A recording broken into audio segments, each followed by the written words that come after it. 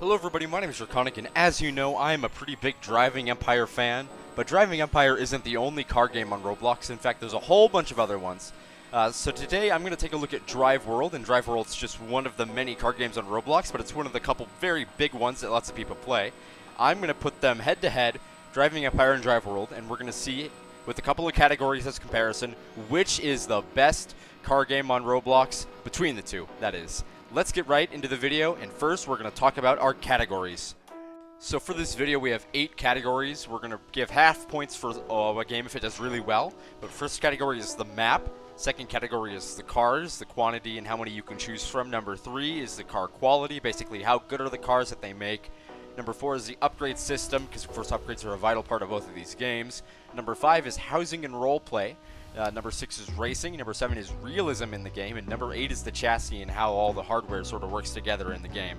Let's get into the first category, which is the map. Alright, there's so much to cover in Drive World's map that I actually sped up the clip a lot. Right now you can sort of see this is the main USA map, and there's actually 4 maps. You can go to the auction world, and the main maps are Golden Valley and the Morikawa City. I'm very sorry for the pronunciation, but there's 2 main maps in Drive World. And there's also a race hub and an auction hub, so there's a whole bunch of different places to go.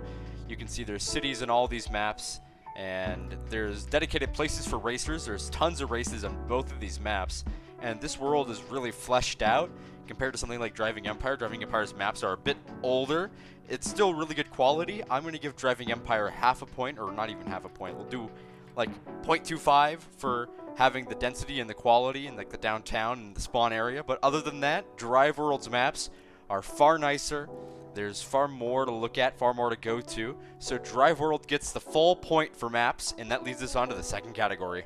Now we're on to the second category, which is the cars, both amount and like what kind of cars they are. So Driving Empire and Drive World both have a whole bunch of cars. Driving Empire with off sales and on sales probably has around 200 cars. Drive World has 248 cars, I believe, and both of these games have tons of cars. Drive World has more, and I'd say the variety for Drive World is actually higher. They have things like semi-trucks, F1 cars. I know Driving Empire is starting to get stuff like that, but right now Drive World I'd say has more cars. Something I don't really like is the premium shop and how all those car packs are like that, and how you can get cars individually for gold. Now gold is sort of a Robux thing. But Driving Empire also does the car packs, so restricting access to cars is something that I sort of understand. It's a way to get money for the game. So if I had to choose between the two, I think Drive World also gets the point for this one because it just has more cars in general, and that makes it the winner of round 2. On to round 3. Category 3 is another car-based category. It is car quality. Now, since these are both car games on Roblox, obviously car quality matters. Right here I have side by side the McLaren F1 from Drive World and Driving Empire. Of course, in Driving Empire the F1 is licensed. Even then, before it was licensed, it was still really high quality. So this just shows how well Driving Empire's team can make cars. I understand Drive World's cars are worse quality than they used to be because they're worried about having their models copyrighted. You can see the interior of the F1 in the Driving Empire game is really accurate. It has all the logos. And that's one reason why I want to give the point to Driving Empire. Of course, I'm going to give half a point to Drive World because their fakes are better. I mean, if you've seen Driving Empire's fake cars, you know that it's not quite right. But when you come to the real models and the licensed models, it's hard to argue with Driving Empire having the better car quality. On to the next category. The next category is category 4, the upgrade systems. Both of these games have pretty good upgrade systems. I'm starting with Drive World. A really big feature is engine swaps. Now, there's less engine customization, but it's more specific. Basically, you can see engine clutch, engine parts, you can see brake parts, so race chassis, all sorts of stuff like this. So it's more detailed performance upgrades, and there's more detail to the vanity upgrades. And then when it comes to Driving Empire, upgrades are sort of in stages. You can pay money. 1 point for Driving Empire is not really an actual point, but I'm giving it half a point because the balancing is a lot better. On cheap cars in Drive World, upgrades are stupid expensive, but in Driving Empire, upgrades are still stupid expensive, but they're actually balanced right per car. So customization is really a lot better now than it used to be in Driving Empire, but Drive World still gets the point for better upgrades. Driving Empire gets half a point. On to the next category. Alright, and category 5 is housing and roleplay. So Driving Empire actually sort of smokes Drive World here. Now there's a giant housing update that Driving Empire just released. You can put car slots, you can show off your cars, just like it's right here. You can see you can buy other ones with Robux and with cash, and you have to buy new ones for each house, but that's alright. It's a new feature and it's really cool. The houses are really well detailed, and it's something that you can do a lot better in Driving Empire. The roleplay elements, if you like that, is simply unmatchable. There are things like towing jobs, and there's some jobs that you can do for money in Drive World, which is a really neat feature, but when it comes to earning the sort of fun experiences that role-playing is, like you see somebody's already rolled up to the house, there's just so much more to do in Driving Empire, and you can stage videos, you can have meets with friends all over the place. It's something that's really, I think, a big point for Driving Empire, and Driving Empire takes this category on to Category 6. Category 6 is racing, and I think Drive World pretty solidly takes it. I got a clip of Drive World Racing right now. There's a whole bunch more racetracks in the game. There's a race hub. You can actually find a whole bunch of players who like playing races. I went to just the race hub. There's lots of active players. The community for racing here seems pretty great. You can see me scrolling past races just on one map. There's like 25 or something races. Now that can make it hard to get people to play races with you, but they have a race selection feature that goes and basically selects between a whole bunch of different races right for the community to pick from.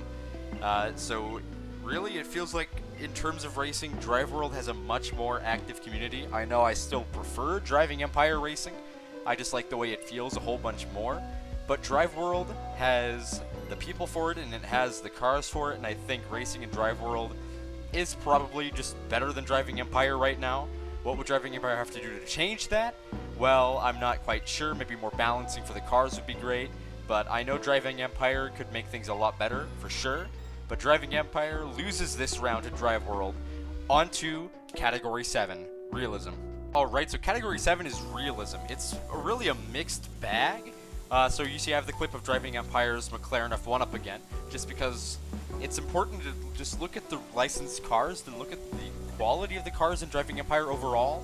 I think that's a huge point for it. I mean, let's compare it to Drive World here. You can see that this car is an Aston Martin Vulcan. It just does not look as good as the Driving Empire comparison used to. Of course, Driving Empire doesn't have a Vulcan in it anymore because it got copyright struck.